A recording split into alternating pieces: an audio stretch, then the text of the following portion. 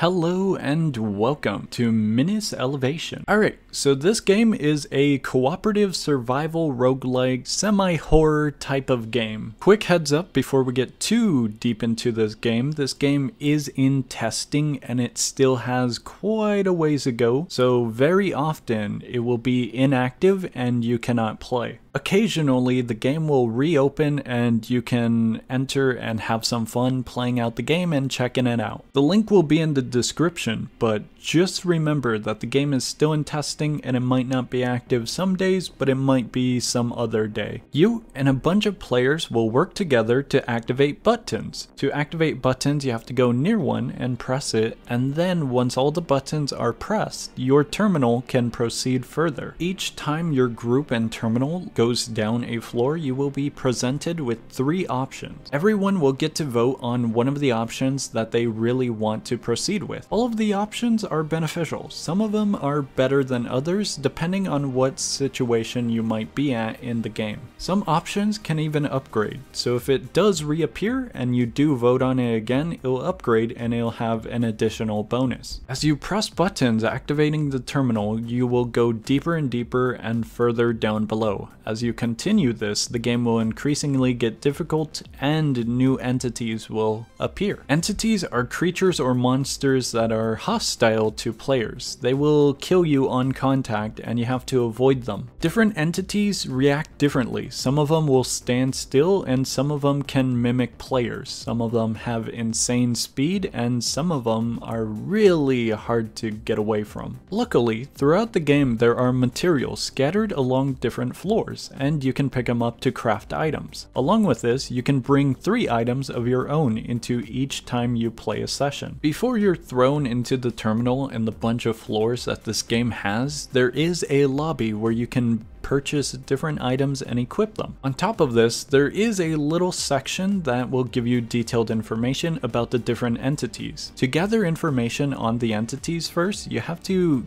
obtain clipboards during sessions. The clipboards that you find around different floors don't instantly reveal to you the entirety of the information. Instead, they give you a percentage. It's going to take quite a few clipboards until you have all of the information about a specific entity.